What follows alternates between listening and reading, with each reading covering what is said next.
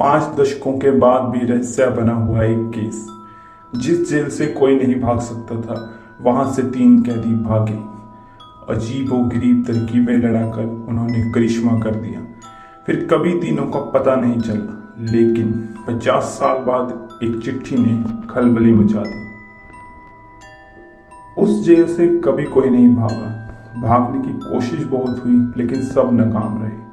एक सुनसान टापू पर बनी, चारों तरफ से समुद्र से घिरी हुई एक सख्त महफूज इस जेल का इतिहास तब बदला जब 3 कैदी चौंकाने वाली तरकीबें लड़ाकर आखिरकार भागने में कामयाब हुए। जांच के बाद तीनों को मरा हुआ मान लिया गया, लेकिन 50 साल बाद इनमें से एक मुर्दे के जिंदा होने के पक्के सबूत मिले, जो कि उस जांच पर सवाल उठाते हैं और पूरे केस में खलबली मच जाती है।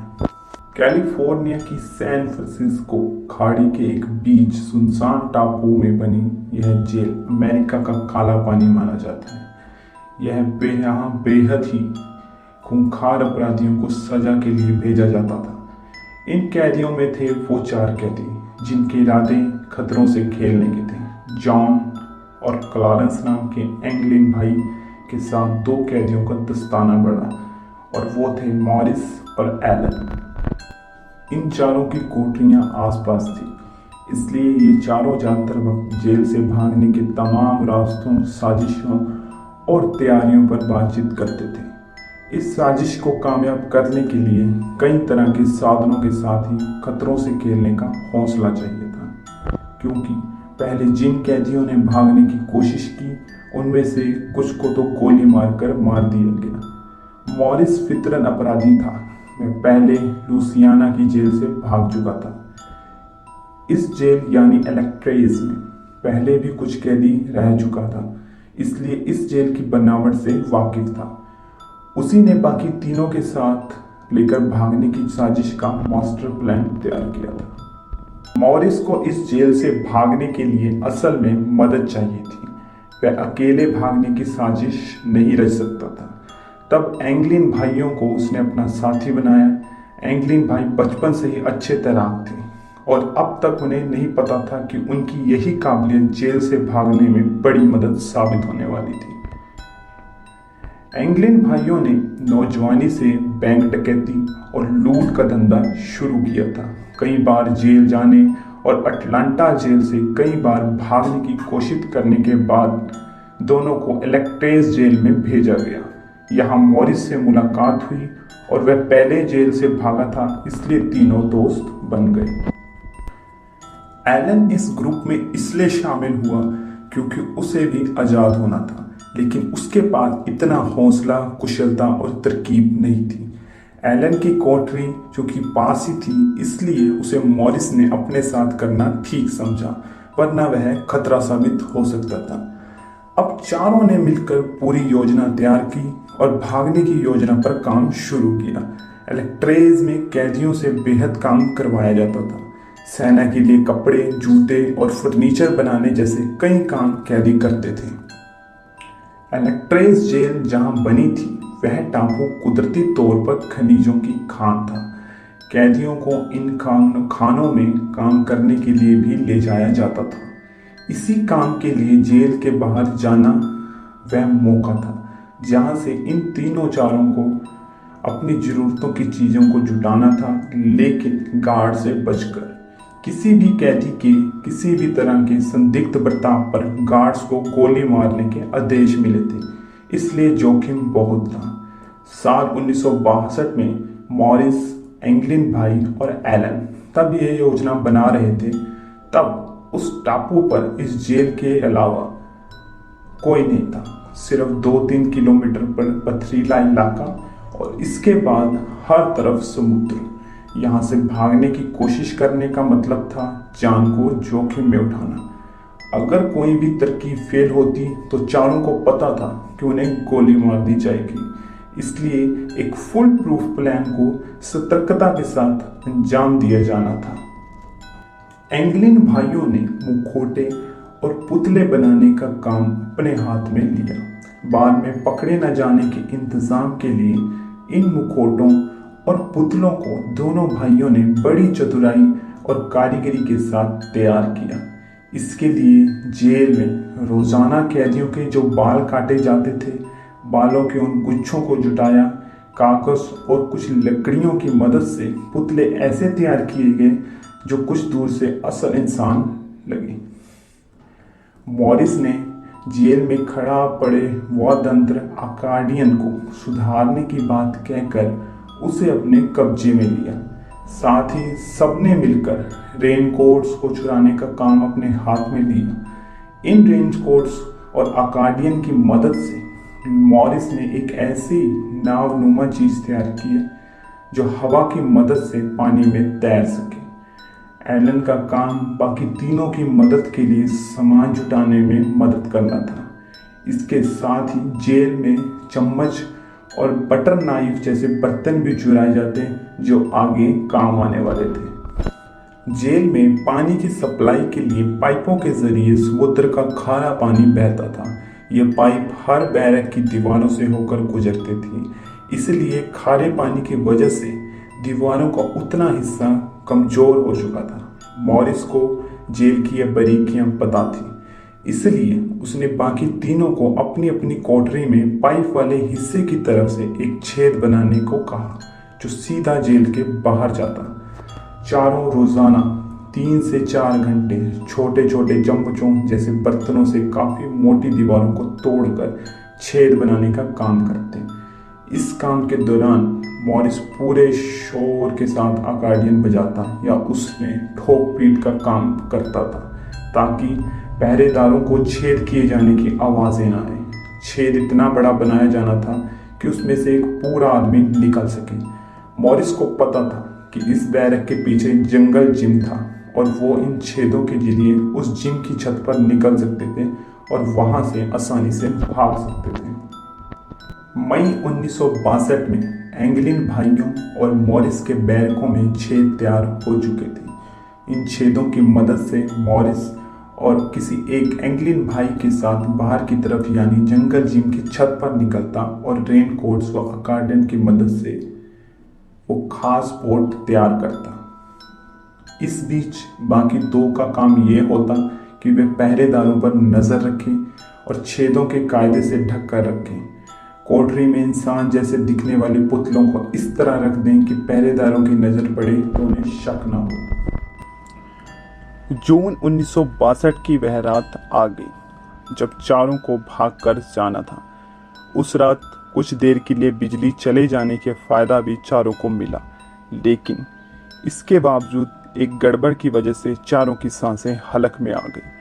चारों को अपनी कोठरियों के छेदों से बाहर निकालना था, लेकिन एलन अपनी कोठरी के छेद में अटक कर रह गया क्योंकि छेद के आकार का उसका अंदाजा गलत साबित हुआ। दोस्तों, मैं यहाँ से निकल नहीं पा रहा हूँ, प्लीज हेल्प मी। कुछ सेकंड एलन की मदद करने के बाद तीनों को समझ आ गया कि एलन का इस तरह छेद में अटक जाना सबके लिए खतरनाक साबित हो सकता है।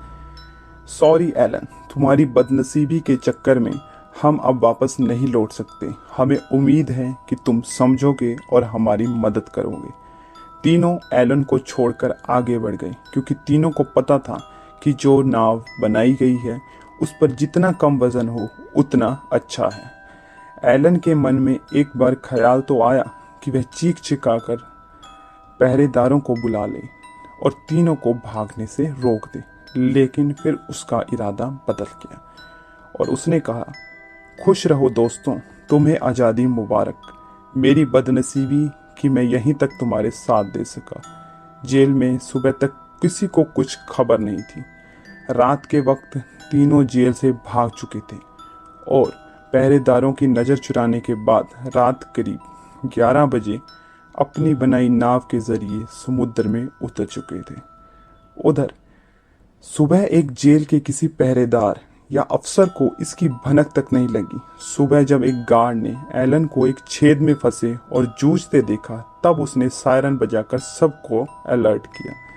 किसी तरह एलन को उस छेद से निकाला गया और उसके बाद एलन ने जेल प्रशासन की मदद करते हुए पूरी कहानी बयान की। फौरन बाद भागे हुए तीनों कैदियों की तलाश शुरू कर दी गई। जेल के आसपास और समुद्र में खोज के दौरान कुछ नहीं मिला। जेल के अफसरों को हैरानी इस बात की थी कि समुद्र के इस ठंडे पानी में कोई भी 20 मिनट से ज़्यादा तैर नहीं सकता। अफसर भी ये मान रहे थे कि जो नाव बनाई थी वो ज़्यादा देर समुद्र में तैर नहीं सकती। काफ़ी वक्त तक तलाश चली, लेकिन पानी में या टापू के किनारे पर कोई सुराग नहीं मिला। फिर नॉर्वे के एक जहाज ने गुजरते हुए खाड़ी में एक लाश देखी और इलेक्ट्रेस जेल को सूचित किया, क्योंकि इस लाश के बदन पर जेल के ही कपड़े नजर आ रहे थे। लेकिन जहाज रोककर उस लाश की शिनाख्त करना नामुमकिन था, इसलिए लाश किसकी थी ये सवाल ही रह गया। केस FBI के पास था। सालों तक छानबीन चली। जेल के किसी आदमी की मदद के बगैर इतनी बड़ी साजिश कैसे बन सकती थी? तीनों कैदी भागे तो समुद्र में बचे कैसे और गए कहाँ? ये कुछ ऐसे सवाल थे जो FBI के सामने हमेशा खड़े रहे। बहरहाल 15 सालों तक चली लंबी जांच के बाद FBI ने 70 के दशक में यह केस यह बोलकर बंद कर दिया कि तीनों कैदी समुद्र में डूबकर मर गए। सालों तक इन सवालों का कोई जवाब नहीं मिला और FBI के निष्कर्ष को सही मान लिया गया कि तीनों मर चुके थे। फिर 2015 में एक डॉक्यूमेंट्री सामने आई जिसमें दावा किया गया कि तीनों भागने में कामयाब हुए थे। तीनों ने अपनी पूरी जिंदगी जी। इस दावे के बावजूद FBI के साथ की गई विभागों में खलबली मच गई। असल में इस डॉक्यूमेंट्री में जेल से भागे 2 एंग्लिन भाइयों के तीसरे भाई रॉबर्ट ने 2013 में मरते वक्त सच का खुलासा किया था, जिनमें उसने बताया था कि दोनों भाई जिंदा थे और सालों तक वह उनके संपर्क में था। लेकिन क्या रॉबर्ट का बयान ही वह सबूत था जिससे ये मान लिया जाए कि तीनों जिंदा थे? इस दौरान जब कई तरह की अफवाहें और खबरें उड़ने लगी, तब एक चिट्ठी का खुलासा हुआ जो जेल से भागे जॉन एंग्लिन ने अपने भाई रॉबर्ट को लिखी थी। इस चिट्ठी में जॉन ने कुछ जानकारी दी थी, जैसे 1962 में वो तीनों जेल से भागे थे। तीनों समय समय पर एक दूसरे की खबर लेते रहे। जॉन ने बताया कि मॉरिस 2008 में मरा था और उसका भाई क्लॉरेंस साल 2011 में। जॉन ने यह भी लिखा था कि वह चिट्ठी लिखते वक्त 83 साल की उम्र की नॉर्थ डकोटा के मिनार्ड इलाके में रहते हुए कैंसर से वह जूझ रहा है। इस खुलासे के बाद जांच शुरू हुई। फिंगरप्रिंट्स, हैंडराइटिंग और मिनार्ड में जान का पता तलाशा गया। फिर लंबे वक्त तक चली जांच के बाद कहा गया कि कोई सबूत इतना पुख्ता नहीं जिससे यह साबित हो सके कि चिट्ठी जॉन ने ही लिखी थी। सारी जांचों के बावजूद भी यह केस आज एक अनसुलझा रहस्य है। जेल को 1963 में बंद कर दिया गया था और आखिरी वक्त तक जेल में गार्ड रहे जिम ने इस केस से जुड़े बयान देते हुए जेल साल 2018 में कहा, हमेशा लगता रहा और अब भी लगता है कि वो तीनों समुद्र में डूबकर मर गए होंगे। जिम के मुताबिक तीनों ने एक मौका बनाया जो कल्पना से परे था, क्योंकि जेल में ऐसे मौके की गुंजाइश कभी थी ही नहीं। इसके बावजूद तक आज भी एक सवाल है जिसका जवाब किसी को नहीं पता। वो सवाल है कि अगर वो चिट्ठी जॉन ने नहीं लिखी तो किसने और क्यों लिखी? वो चिट्ठी लिखने वाले ने इतनी जानकारियां चिट्ठी में कैसे थी? इसे किसी का मजाक या झूठ समझा जाए, लेकिन इस केस में मॉरिस, जॉन और क्लोनस के जेल से भागने के बाद अगले 50 सालों तक उनसे जुड़ा कोई सूत्र न होना अमेरिका जैसे देश के सिस्टम और FBI जैसी जांच एजेंसी की प्रतिष्ठा पर सवाल तो खड़े करता ही है।